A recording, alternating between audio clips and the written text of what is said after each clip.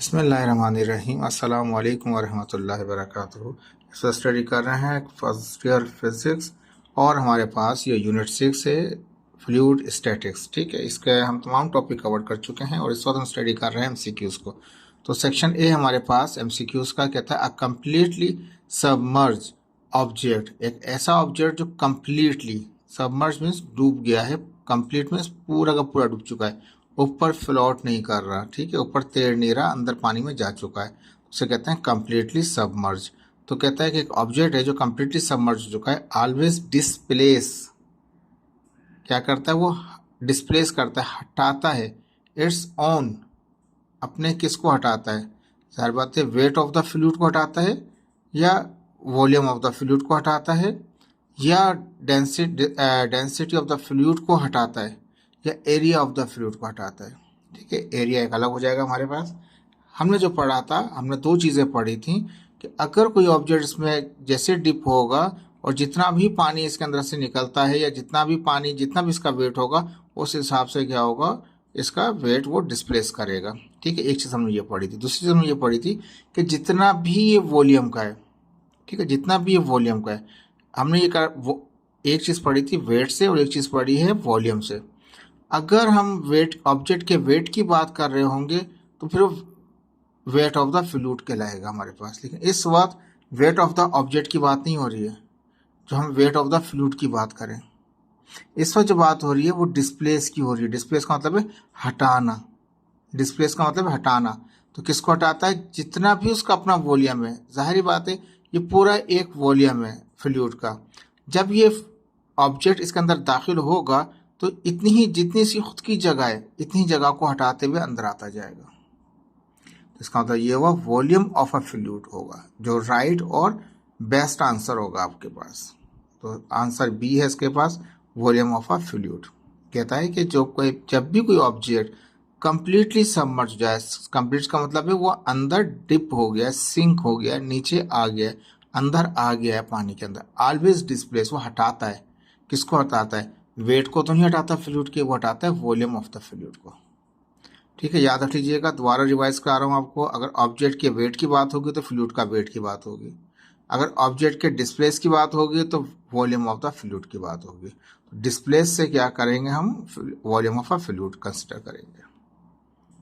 ठीक है, ये तो पहला था, इसका आंसर बी आ गया। दूसरे सवाल में कहता है the pressure exerted on the ground, कहता है जमीन के ऊपर प्रेशर लगेगा बाय अ मैन, एक आदमी के जरिए, इज ग्रेटेस्ट, ज्यादा से ज्यादा प्रेशर एक आदमी जमीन के ऊपर कैसे लगाएगा, व्हेन, जब he stand with both feet flat on a ground, जब वो दोनों जैसे पाँव होते हैं ना, दोनों बिल्कुल फ्लैट सीधा पाँव रख रखे हैं, तो क्या तब ज्यादा प्रेशर लगाएगा। बी में कहता है he stands flat on one foot, कहता है या तो दोनों पाँव को जमीन पर रखेगा तो वजन ज्यादा रखेगा, या जब वो एक पाँव को जमीन पर रखे, फ्लैट, फ्लैट का मतलब है सीधा, बिल्कुल सीधा रखे, तब ज्यादा होगा। या he stand on the toes of one foot, कहता है अपने पाँव के जो टो है, टो का मतलब ये आगे का जो हिस्सा है, जो पंजा कहलाता है, इसको उर्दू में पंजा कहते हैं, इंग्लिश में इसको टोज कहते हैं। तो ये आगे का जो टो है, जब उसके ऊपर वजन रखेगा तो क्या प्रेशर ज्यादा उस वक्त होगा।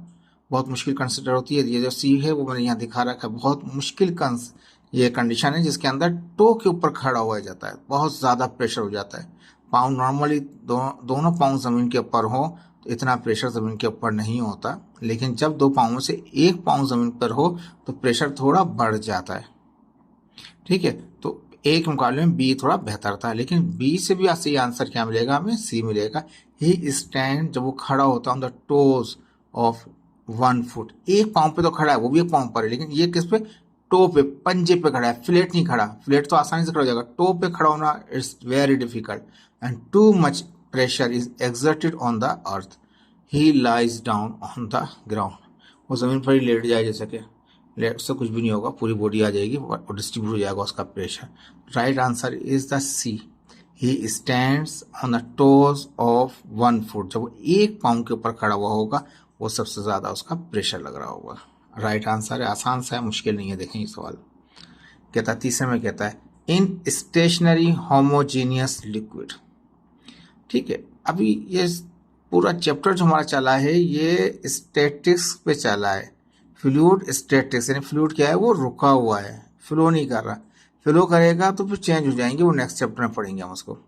अब कहता है स्टेशनरी होमोजीनियस लिक्विड।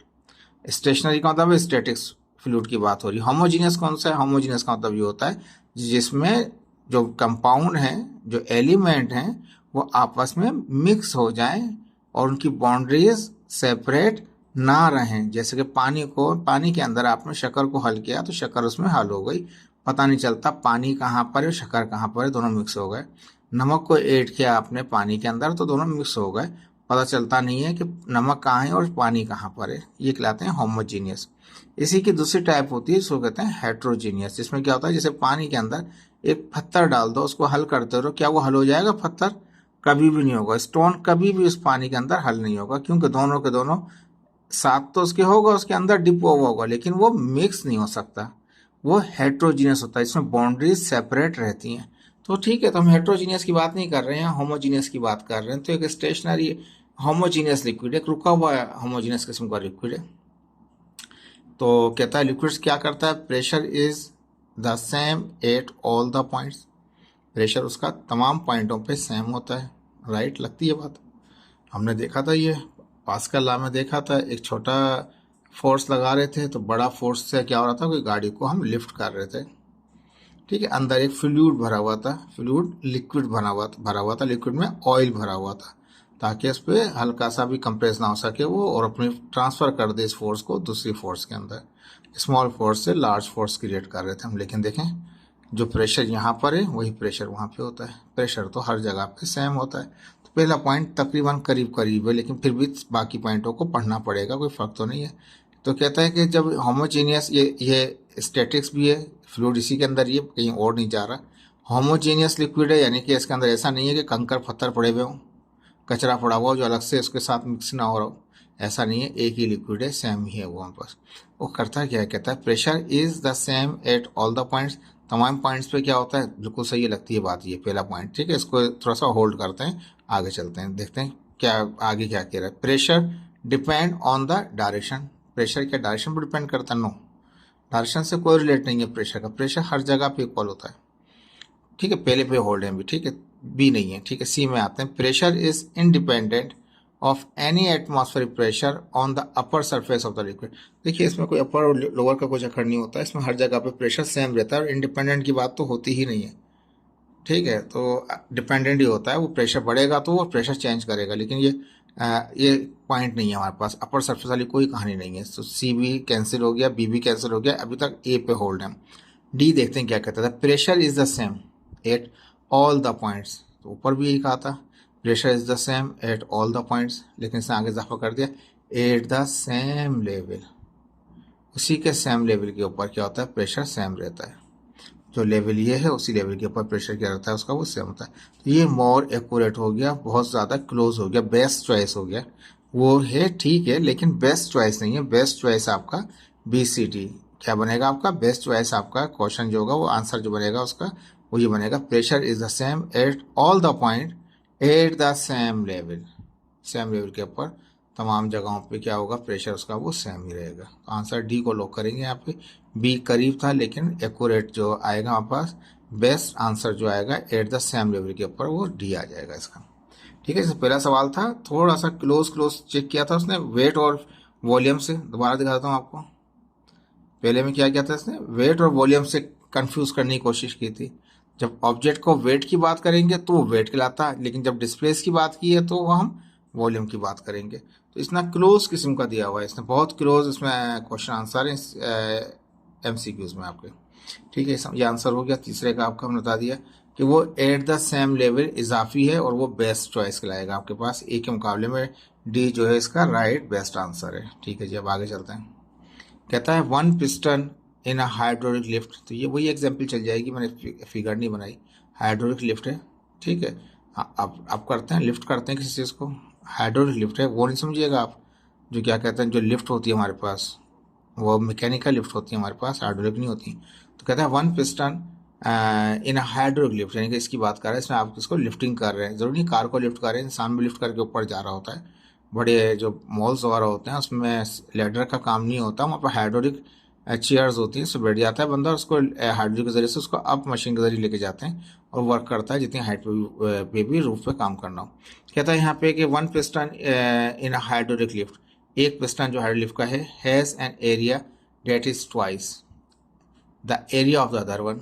अब जैसे कहता है कि लिफ्ट है, लिफ्ट में एक एरिया ये है और एक एरिया ये है, जैसे A1 है और A2 है, दो एरिया की बात हो रही है।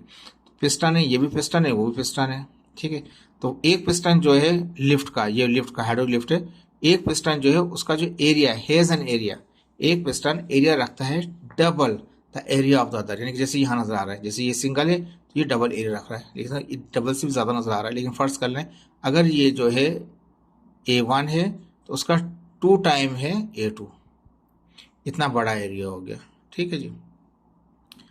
When the pressure at the smaller piston, जब आप स्मॉलर पिस्टन के ऊपर प्रेशर को क्या करते हैं, is increase by delta P, पहले भी कुछ होगा, यहाँ पे वही सेम प्रेशर यहाँ पे भी एक्सर्ट कर रहा होगा, हमने भी चेक किया था ना, हर पॉइंट पे सेम होता है, सेम लेवल पे होता है। तो यहाँ पे कोई प्रेशर होगा, वही प्रेशर यहाँ होगा, हर पॉइंट पे सेम प्रेशर होगा, ये हमने पहले पास्कल लॉ में पढ़ा था, ये एग्जाम्पल ही पास्कल लॉ की थी आपकी। तो कहता है कि एक पिस्टन जो था वो उसका एरिया जो है वो डबल है एक दूसरे वाले से, यानी कि A1 से A2 जो है 2 टाइम्स ज़्यादा एरिया है। तो कहता है कि प्रेशर चेंज हुआ हमारे पास स्मॉलर पिस्टन पे जो पहले A1 के ऊपर, इस इंक्रीज, पहले जो भी होगा उसमें इजाफा कर दिया, फर्ज किया पहले जो लग रहा था वो 5 न्यूटन पर मीटर लग रहा था हमारे पास, पर मीटर स्क्वायर, तो न्यूटन पर मीटर स्क्वायर लग रहा था 5। अब फर्ज किया कि इसमें चेंज हो गया, 5 से वो 7 हो गया, तो यहाँ पे भी कितना हो रहा होगा, वो जितना इसमें चेंज होगा इतना ही चेंज यहाँ पे आ जाएगा। तो यहाँ भी पे अगर यहाँ 5 न्यूटन पर मीटर स्क्वायर लग रहा था तो यहाँ भी क्या लग रहा होगा, 5 न्यूटन पर मीटर स्क्वायर लग रहा होगा। लेकिन अगर इसमें चेंज करके आप 5 से उसको 7 कर लेते हैं तो यहाँ पे कितना लग रहा होगा, वही 7 हो जाएगा, यानी कि 2 का अगर इजाफा यहाँ पे गया तो यहाँ भी 2 का इजाफा हो जाएगा। तो जितना भी इंक्रीज यहाँ पे होगा इतना इंक्रीज यहाँ पे होगा, यहाँ पे भी हर पॉइंट पे वो सेम रहेगा। तो कहता है when the piston at the when the pressure at the smaller piston, smaller piston के ऊपर जो प्रेशर है इज इंक्रीज, बढ़ गया बाय किससे, डेल्टा पी से, the pressure at the larger piston, बड़े पिस्टन पे क्या होगा, तो वो इंक्रीज होगा 2 टाइम होके। तो जाहिर बात है प्रेशर तो वही रहेगा, हर जगह पे सेम रहता है। अगर यहाँ पे ये वाला इजाफा हुआ है, डेल्टा पी का होता है, फर्स्ट कर लिया 2 हो गया, 2 न्यूटन पर मीटर स्क्वायर इजाफा कर दिया, तो यहाँ पे भी इतना ही इजाफा होगा। तो कहता है कि इसका आंसर ए में, कहता है 2 टाइम करेंगे, 2 टाइम नहीं कर सकते, हाफ कर दें तो हाफ भी नहीं होता, ना तो प्रेशर बढ़ता है, अगर यहाँ बढ़ा है तो वहाँ भी बढ़ेगा, हर पूरे उस डिवाइस के अंदर प्रेशर सेम ही रहेगा। अगर यहाँ पे 5 से 12 हुआ है तो 5 से अगर 12 हुआ है तो यहाँ भी 5 से 12 हो जाएगा, यानी अगर यहाँ पे 7 न्यूटन पर मीटर स्क्वायर बढ़ा है तो यहाँ पे भी 7 न्यूटन पर मीटर स्क्वायर ही बढ़ेगा, सेम बढ़ेगा। तो वो 2 टाइम नहीं होता, ना वो हाफ होता है, वो same as increase by the delta पे, जितना इंक्रीज हुआ है स्मॉलर के ऊपर इतना ही इंक्रीज होगा दूसरे वाले पिस्टन के ऊपर। तो आंसर सी इसका राइट आंसर है। 4 टाइम, 2 टाइम और हाफ नहीं है, तो ए, बी और डी आंसर नहीं है, C is the right answer. Increase by the same, कहने का मकसद ये है जो प्रेशर यहाँ पे वही प्रेशर यहाँ पे, अगर यहाँ प्रेशर बढ़ेगा तो वहाँ पे भी इतना ही बढ़ेगा जितना यहाँ बढ़ाया आपने। तो हमने यहाँ पे अगर डेल्टा पी बढ़ाया तो वहाँ भी कितना पड़ेगा, डेल्टा पी ही बढ़ेगा। तो राइट आंसर इज द सी। देखें मैं ज़्यादा इसको जोर देके इसलिए बता रहा हूँ ताकि आपको इस तरह समझ में आ जाए। कहता है 5th में, कहता है in a vacuum an object has. अब वैक्यूम से 2 चीज़ें जहन में आती हैं, एक तो वैक्यूम स्पेस की बात होती है, खला में चले जाते हैं तो खला में हम जानते हैं ना वहाँ गैसेज होती हैं, वहाँ कुछ भी नहीं होता, ना फ्लूइड होता है, कुछ भी नहीं होता, खाला होता है, बिल्कुल खाली होता है, ठीक है ना। अर्थ की बात अलग है, वैक्यूम की स्पेस की बात कर रहे हैं, तो स्पेस के अंदर क्या होता है, कुछ भी नहीं होता। तो कहता है हैज़ नो मास, बात सही है, कोई मास भी नहीं होता वहाँ पे, लेकिन जो ऑब्जेक्ट होगा ऑब्जेक्ट का अपना मास हो सकता है। नो वेट, तो ऐसा नहीं है, जो ऑब्जेक्ट का अपना वेट होगा वही वेट उसका कुछ ना कुछ ग्रेविटी एक्ट नहीं कर रहा होगा, लेकिन वेट तो उसका काउंट हो सकता है। नन ऑफ दिस नहीं है, लेकिन नो बाइंड फोर्स, तो राइट आंसर कहाँ चला जाएगा, वो उस पर कोई, जब वो वैक्यूम है तो फ्लूइड है ही नहीं वहाँ पे। वैक्यूम से मुराद ये कि वहाँ पे फ्लूइड है ही नहीं, अंदर ना तो गैस है ना वहाँ पे लिक्विड है, यानी कि लिक्विड ना तो लिक्विड है वहाँ पे मौजूद वहाँ पे आपके लिए, ना ही वहाँ पे आपके पास गैस है, कुछ भी नहीं है, खाली है। वैक्यूम का मतलब होता है खाली। तो स्पेस में भी खाली होता है, और एक दूसरे एक्सपेरिमेंट में हम देखते हैं, कोई भी हम ग्लास ट्यूब ले लेते हैं, उसमें से एयर जो भी होती है तो उसको क्या करते हैं, सक करके बाहर निकाल लेते हैं, वैक्यूम पंप्स के जरिए हम उसको बाहर निकाल लेते हैं, अंदर से हवा भी निकाल देते हैं। वैसे ही खाली था, लिक्विड भी नहीं था, हवा थी, हवा भी निकाल ली, तो वो एक वैक्यूम कहलाएगा। वैक्यूम का मतलब ये कि अंदर कुछ भी नहीं है। तो ऐसे ऑब्जेक्ट में जहाँ कुछ भी ना हो, जब कुछ भी नहीं होगा तो उस पर कोई बायंट या बायंसी या जो भी कह लें आप, वो फोर्स हो ही नहीं। ये तभी होती है जब फ्लूइड होता है। बायंट फोर्स वहीं पे होती है जहाँ पे फ्लूइड होगा, मतलब या तो गैस होगी या लिक्विड होगा। तो वैक्यूम में ना तो गैस होती है और ना ही लिक्विड होता है। वैक्यूम में ना तो गैस होती है ना ही लिक्विड होता है। तो an object has no buoyant force, कोई बायंट फोर्स नहीं होती। ठीक है जी, मास और वेट वगैरह हो सकता है, लेकिन ये बायंट फोर्स नहीं हो सकती। तो answer A is the right answer. C D में 6 में कहता था pressure at the bottom of a pond does not depend on, किस पर डिपेंड नहीं करता। अब एक पॉन्ड कह दिया, तालाब कह दिया, ठीक है, जैसे कि तालाब में पानी जमा हुआ है, ये बेस है इसका, ये टॉप है इसका, और ये बाउंड्री है उसकी, ठीक है, ये पूरा पानी भरा हुआ है। तो कहता है कि जो प्रेशर होता है बॉटम में, बॉटम मतलब नीचे जो होता है, बिल्कुल तह के अंदर जो होता है पॉन्ड के, डज नॉट डिपेंड, किस पर डिपेंड नहीं करता, डेंसिटी ऑफ वाटर पे। तो भाई डेंसिटी ऑफ वाटर पे तो डिपेंड करेगा। डेप्थ ऑफ द पॉन्ड, उस पर भी डिपेंड करेगा, नज़ारा मिनिमम डेप्थ, जो भी डेप्थ के बढ़ने के साथ साथ भी चेंज हो रहा होता है प्रेशर वगैरह। और हमने देखा था बढ़ता जाता है डेप्थ में जाने के साथ साथ, तो डेप्थ से भी वो बढ़ेगा, वाटर डेंसिटी पे भी डिपेंड करेगा। नन तो अलग ही हो गया। The surface area of the pond, जो ऊपर की सतह है क्या उस पर डिपेंड करता है। बॉटम वाला, तो ऊपर वाले से बॉटम वाले का कोई ताल्लुक नहीं होता, ऊपर वाला अपनी जगह पे होता है सरफेस टेंशन की वजह से। लेकिन नीचे वाला जो बॉटम वाला होता है, सवाल में कहा था प्रेशर कहाँ पे, बॉटम में। बॉटम का मतलब तह के अंदर नीचे की तरफ जो होगा प्रेशर होगा, जो नीचे टॉप नीचे बॉटम में जो प्रेशर होगा वो डिपेंड नहीं करेगा, किस पर डिपेंड नहीं करेगा, ऊपर के प्रेशर के ऊपर, ऊपर के एरिया के ऊपर। सरफेस का जो एरिया है उसके ऊपर डिपेंड नहीं करता, डेंसिटी पर डिपेंड करता है, डेप्थ पे। तो डेप्थ का मैंने यहाँ दिखा दिया, डेंसिटी यहाँ दिखा दिया, वाटर डेंसिटी। तो वो वाटर डेंसिटी पे भी डिपेंड करता है बॉटम का प्रेशर, और डेप्थ पे भी डिपेंड करता है बॉटम का प्रेशर। लेकिन डिपेंड नहीं करता तो सरफेस पे जो एरिया है, या एरिया जो सरफेस का है, उस पर डिपेंड नहीं करता। तो आंसर इस क्या है हमारे पास, किस पर डिपेंड नहीं करता, surface area of the pond पर डिपेंड नहीं करता। अगर एग्जाम के अंदर इसको हटा दे और यहाँ से इन दोनों में से किसी एक को गायब करके कुछ और लिख दे, तो जो बचेगा वही आपका आंसर होगा। ठीक है, समझ लें, दोनों दोनों तरीके से MCQs हो गया क्लियर। बुक ने अगर एग्जाम के अंदर डज नॉट के बजाय डज डिपेंड या पॉन्ड्स डिपेंड, डज को बिठा दे पॉन्ड डिपेंड्स ऑन, किस पर डिपेंड करता है, ये दोनों रहें, इन दोनों में से किसी एक को गायब कर दे और किसी और चीज़ को लिख दे, अदर चीज़ को किसी को लिख दे, तो इनमें से जो बचेगा वही आपका राइट आंसर होगा। वो तब जब वो नॉट डज नॉट को हटा दे। लेकिन अब डज नॉट वाले केस में कौन सा होगा, सी इज द राइट आंसर। 7 में आ जाते हैं। कहता है रॉक सस्पेंडेड, सस्पेंड हुआ है बाय अ वेटिंग स्केल। आप सस्पेंड करके वेटिंग स्केल से वेट करते हैं तो कितना, यानी कि जो वजन करते हैं, तो एक रॉक है उसका वजन करते हैं तो 5 न्यूटन आता है आउट ऑफ वाटर, वाटर से बाहर। जब वो पानी में गया नहीं उससे पहले उसका वजन कितना है रॉक का, जो रॉक है उसका, यानी कि जो पहाड़ टाइप का या टीला टाइप का खेलें, पत्थर समझ लें आप एक तरीके से आसान से लफ्ज़ों में, उसका वेट कितना आ रहा है हमारे पास, वो आ रहा है 5 न्यूटन आ रहा है पानी में जाने से पहले। एंड 3 न्यूटन, और 3 न्यूटन कब आता है, when submerge in a water, जब पानी में चला जाता है तो 3 न्यूटन हो जाता है। पानी में जाने से पहले 5 न्यूटन था, पानी में अंदर आने के बाद क्या हो गया, वो 3 न्यूटन हो गया, कम हो गया। पहले हमने पढ़ा था पानी में आने के बाद वो हमेशा कम हो जाता है, किसकी वजह से, बाइंड फोर्स की वजह से कम हो जाता है।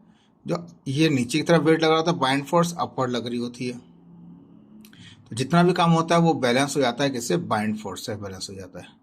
ठीक है, तो अभी 5 में से कितना कहता है कि what is the bind force on the rock. तो आसान सा हल यही है कि जो बगैर पानी में गए हुए जो वेट होता है उसमें से पानी के अंदर जब वेट चेक करते हैं आप, उसको माइनस कर दें तो वो आपका बाइंड फोर्स आता है। 5 में से 3 गए तो 2 आना चाहिए, 2 आंसर यहाँ पे कहीं पर भी नहीं है। ठीक है, यहाँ पे आंसर 3 दिया है, 5 दिया है, 8 दिया, 15 दिया है। अगर यहाँ पे इसको 2 न्यूटन कर दें तो फिर समझ में आती है कि 5 में से 2 न्यूटन जाएंगे तो क्या आएगा आंसर, 3 आ जाएगा। रफ डायरेक्ट कर सकते हैं इसको हम, क्योंकि हमें पता था, पहले भी एग्जाम्पल कर चुके हैं, जो वेट जो विदाउट वाटर होता है, जो एक्चुअल वेट होता है, एक्चुअल में से अपीयरेंट वेट जो पानी में चला गया तो वो अपीयरेंट वेट कहलाता है। तो एक्चुअल वेट में से अपीरेंट वेट को माइनस कर दें तो वो बाइंड फोर्स बन जाती है हमारे पास। तो 5 में से 3 जाएंगे, 2 आएगा, 2 तो आंसर है ही नहीं, मैंने नन ऑफ देम लिख दिया। ठीक है, अगर इसको एग्जाम के अंदर 3 के बजाय 2 कर दे, 2 न्यूटन कर दे अपीरेंट वेट को, फिर क्या आएगा, फिर 3 आंसर आ सकता है उसका। ठीक है जी, अब इसको डेटा को सॉल्व करते हैं। ये हमारे पास है वेट, एक्चुअल वेट, उसको W लिखा, कितना हमारे पास वो 5 न्यूटन। दूसरा वाला जो है अपीरेंट वेट कितना है, WA को अपीरेंट के लिए A लगा रखा है हमने, पहले भी नोट्स पढ़ा है, पीछे आप देख सकते हैं उसको, वो 3 न्यूटन दे रखा है। बाइंड फोर्स मालूम करनी है, तो बाइंड फोर्स का फॉर्मूला क्या हमारे पास है, वो है एक्चुअल वेट में से अपीरेंट वेट निकाल दें। तो एक्चुअल 5 था, अपीरेंट 3 था, तो कितना 2 न्यूटन आ गया। आंसर 2 न्यूटन खिलाएगा, लेकिन वो बुक में नहीं है आपके पास। अगर ये 2 न्यूटन करेंगे तो फिर 3 न्यूटन आएगा, ये आंसर आएगा। समझ रहे हैं बात को आप लोग? ये पहले भी एग्जाम्पल कराई है मैंने आपको। 8वें सवाल में कहता है एन ऑब्जेक्ट कंप्लीटली सबमर्ज। अब कहता है एक ऑब्जेक्ट जो है पार्शली नहीं है, कंप्लीटली देखिए अंदर चला गया है, किसमें, इन अ फ्लूइड, किसी लिक्विड में अंदर जा चुका है। डिस्प्लेस हटा देता है, किसको हटाता है, it's on volume of a fluid, जो उसका अपना वॉल्यूम होता है उसी के बराबर के फ्लूइड के वॉल्यूम को हटा देता है। ठीक है ना, डिस्प्लेस से वॉल्यूम ही आता है, पहले सवाल भी आपका यही था ना, डिस्प्लेस से वॉल्यूम आता है, वेट से वेट ऑफ फ्लूइड आता है, डिस्प्लेस क्या, तो वॉल्यूम ऑफ फ्लूइड आ गया। ठीक है, दिस इज किसमें क्या था, पास्कल पैराडॉक्स फार्मूला प्रिंसिपल है, या आर्किमेड्स प्रिंसिपल है, या पास्कल प्रिंसिपल है।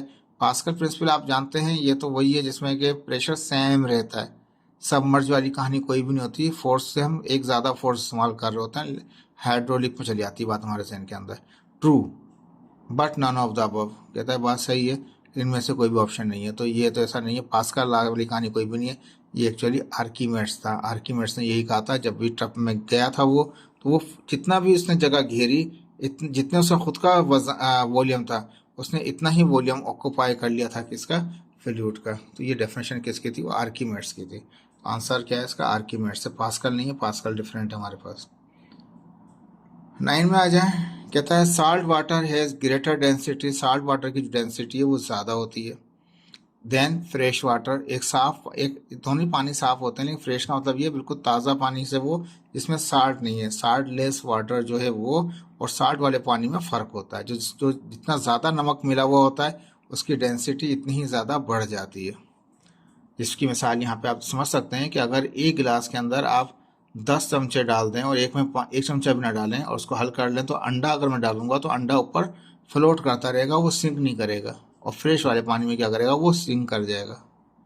तो जब फ्लोट कर रहा होता है, इसका मतलब ये कि उसकी पानी की डेंसिटी क्या है, वो इतनी ज़्यादा है कि उसके अंदर वो आराम से वो फ्लोट कर रहा है हमारे पास। ठीक है जी, तो साल्ट वाटर के अंदर चीज़ें फ्लोट कर रही होती हैं, और जो फ्रेश वाटर होता है उसमें फ्लोट करना इतना आसान नहीं होता। तो कहता है कि साल्ट वाटर जो होता है उनकी डेंसिटी ज़्यादा होती है किससे, फ्रेश वाटर से। ये बता रहा है आपको, पूछ नहीं रहा है। अब बोट फ्लोट, अब ये अंडे की बात नहीं है, अब बात कर रहा है कश्ती की है। कश्ती जो है वो तैर रही होती है इन बोथ, फ्रेश में भी और साल्ट वाटर में भी। एक बोट जो है वो साल्ट वाटर में भी ट्रेवल कर रही होती है, और एक फ्रेश वाटर में, जो नमकीन पानी नहीं है उसमें भी कश्ती चलती है, दोनों में कश्ती चल सकती है। ठीक है, अब यहाँ पे अभी तक सिर्फ बता रहा है आपको, the bind force on the boat in a salt water. कहता है जो बाइंड फोर्स होगी, अब जितना ज़्यादा डेंसिटी होगी इतना ही ज़्यादा उसकी बाइंड फोर्स हो जाएगी। तो कहता है बाइंड फोर्स जो होगी साल्ट वाटर की क्या होगी, इस डेट इन फ्रेश वाटर के मुकाबले में बराबर होगी उसके, बराबर नहीं सकती, वो साल्ट है वो फ्रेश वाटर है, इसकी डेंसिटी ज़्यादा है उसकी डेंसिटी कम है, तो इक्वल तो होने से रहा। स्मॉलर देन क्या कम हो जाएगी, तो जी नहीं, जिसका जितना ज़्यादा साल्टी होता जाता है इतनी ज़्यादा बाइंड फोर्स भी उसकी बढ़ती जाती है, इतनी ज़्यादा उसकी डेंसिटी भी बढ़ती जाती है। तो बी आंसर भी नहीं है, ए भी नहीं है। तीसरे में कहता है लार्जर देन, तो ये राइट है, क्योंकि जैसे जैसे साल्ट वाटर साल्टी होता जाएगा, जैसे जैसे पानी साल्टी होता जाएगा, ऐसे ही ऐसे डेंसिटी बढ़ती जाएगी, और ऐसे ही ऐसे उसकी बाइंड फोर्स भी बढ़ती जाएगी। तो right answer is the C, larger than the fresh water. तो बाइंड फोर्स ज़्यादा होगी साल्ट वाटर की किसके मुकाबले में, फ्रेश वाटर के मुकाबले में। Right answer is the C. Last question इसका कहता है कि कहता है यू फिल अ टॉल गिलास, एक लंबा सा गिलास ले लें जैसे लस्सी का गिलास होता है, एक टॉल किस्म का गिलास ले लिया विद आइस, बर्फ भरा हुआ इसमें, जैसे यहाँ मैंने दिखाया, मैंने तो एग्जाम्पल दिखाई समझाने के लिए एक गिलास इसमें सिर्फ आइस भरा हुआ है, बर्फ भरा हुआ है, क्यूब्स भरे हुए हैं। एंड देन एडिड वाटर, फिर उसमें डाल दें आप पानी। To the level of the glass rim, glass का जो रिम है, ऊपर का जो टॉप रिम है, सर्किल है, वहाँ तक पानी भर दिया आपने। वो डिब्बे में पानी से बाहर ये जो आइस है, अब पानी जो है लबालब भरा हुआ है लेकिन पानी नहीं गिर रहा। ठीक है, तो पहले बात कहता है कि एक गिलास लें जिसमें भर रखे हैं आपने, क्यूब्स डाल रखे हैं, आइस डाल रखी है, अब उसमें आपने पानी डाल दिया। जब पानी डाला तो क्या हुआ, वो भर गया, लबालब भर गया, ऊपर तक फिल हो गया, उसके ग्लास के रिम तक आ गया, उसके दायरे तक आ गया, एंड पॉइंट तक आ गया। So many fraction of ice float above rim. अब वो जो है आइस उसके ऊपर क्या करता है, फ्लोट कर रहा होता है, ऊपर तैर रहा होता है। ये भी बताइए बात, अभी कहेगा क्या वो देखते हैं। व्हेन द आइस मेल्ट, जब वो आइस जो उसके अंदर मौजूद है, पानी तो पड़ा हुआ है अंदर और वो उसके ऊपर फ्लोट कर रहा है आइस, अब आइस का जो पानी पिघलेगा तो व्हाट हैपेंड, क्या होगा, टू द वाटर लेवल, क्या इसका लेवल बढ़ जाएगा या लेवल कम हो जाएगा या पानी गिर जाएगा बाहर आके। ठीक है ना, क्या हो सकता है। तो कहता है पहले आंसर में कहता है the water overflow the rim, कहता है पानी जैसे ये जो वो है क्यूब से, जैसे क्यूब मेल्ट होगा तो इसका पानी जैसे इसमें शामिल होगा तो ये ओवरफ्लो कर जाएगा। अगर ओवरफ्लो करना होता ना वो पहले ही कर चुका होता, तो ये राइट आंसर नहीं है, ओवरफ्लो नहीं कर सकता वो, क्योंकि अब ये जितना इसका अपना वॉल्यूम था वो उसने ऑक्यूपाई कर लिया। वॉल्यूम, जो वॉल्यूम इसका क्यूब का था उस क्यूब ने अंदर ऑक्यूपाई कर, चाहे ऊपर वाला हो चाहे अंदर वाले हो, तो नहीं ऊपर की बात हो, जो अंदर नीचे बॉटम में या बीच में, उन्होंने सब ने अपना अपना वॉल्यूम ऑक्यूपाई कर लिया है। वॉल्यूम ऑक्यूपाई हो गया तो वॉल्यूम में फर्क नहीं आएगा। जब वॉल्यूम में फर्क नहीं आएगा तो वॉल्यूम चेंज होगा नहीं, तो फिर ये ओवरफ्लो भी नहीं करेगा। पहला आंसर तो नहीं हो सकता। दूसरा कहता है the water level drop below the rim, कहता है जैसे वो पिघलेगा तो लेवल आएगा ही नहीं, क्योंकि जितना लेवल के ऊपर है क्यूब का जो वॉल्यूम था, वो क्यूब के वॉल्यूम ने जो यहाँ पे पानी है उसके अंदर अपना अपना वॉल्यूम का हिस्सा इसके अंदर ऑक्यूपाई किया हुआ है, वही साइज रहेगा, चेंज नहीं होगा। ठीक है ना, नीचे आएगा ना ओवरफ्लो होगा। ए बी और बी भी आंसर नहीं, इसी में कहता था water level stay at the rim, कहता है अपना जो टॉप जैसे लबालब भरा हुआ है ना वो ऐसे लबालब भरा रहेगा।